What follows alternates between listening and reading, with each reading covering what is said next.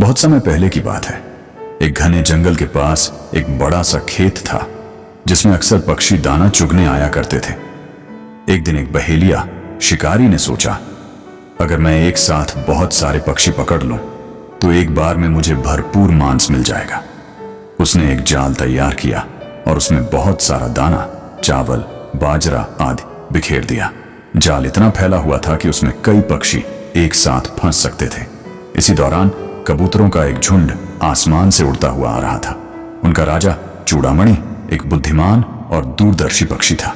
एक कबूतर ने नीचे बिखरे दानों को देखा और सबको नीचे उतरने का सुझाव दिया। राजा ने पहले संदेह किया और कहा, इतना सारा दाना बिना किसी कारण के यूं बिखरा हो, यह सामान्य बात नहीं लगती। हो सकता है कि यह कोई जाल हो। लेकिन बाकी कबूतर भूख से परेशान थे और बोले, महाराज, हम थोड़ा दाना खाकर तुरंत उड़ जाएंगे, इसमें कोई हानि नहीं होगी। राजा ने उन्हें चेताया, लेकिन बहुमत के आगे उसे झुकना पड़ा। जैसे ही सारे कबूतर नीचे उतरे और दाना चुगने लगे, वे सब जाल में फंस गए। बहेलिया पास ही छिपा बैठा था और मुस्कुरा रहा था। कबूतरों में अफरा तफरी मच गई। राजा चूड़ामणि ने उन्हें शांत किया और कहा, हमें घबराना नहीं चाहिए। अगर हम सब एक साथ अपने पंख फड़फड़ाएं और एक दिशा में उड़े तो यह जाल भी हमारे साथ उड़ जाएगा। हम मिलकर प्रयास करें तो इससे निकल सकते हैं। सारे कबूतरों ने एक साथ प्रयास किया और सचमुच वह जाल लेकर उड़ गए।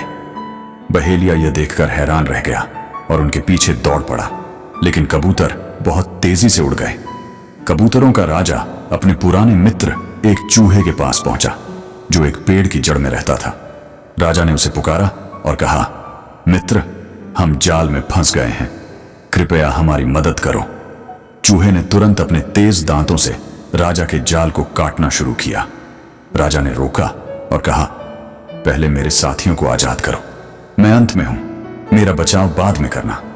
चूहा मुस्कुराया और बोला, तुम सच्चे और न्यायप्रिय राजा हो, मैं तुम्हारा सम्मान करता हूं। उसने पहले सब कबूतरों को आजाद किया, फिर अंत में राजा को भी जाल से बाहर निकाला। सीख, एकता में बड़ी शक्ति होती है। समय पर बुद्धिमानी और धैर्य से काम लेना चाहिए। एक सच्चा नेता अपने साथियों की चिंता पहले करता है। सच्ची मित्रता संकट में काम आती है।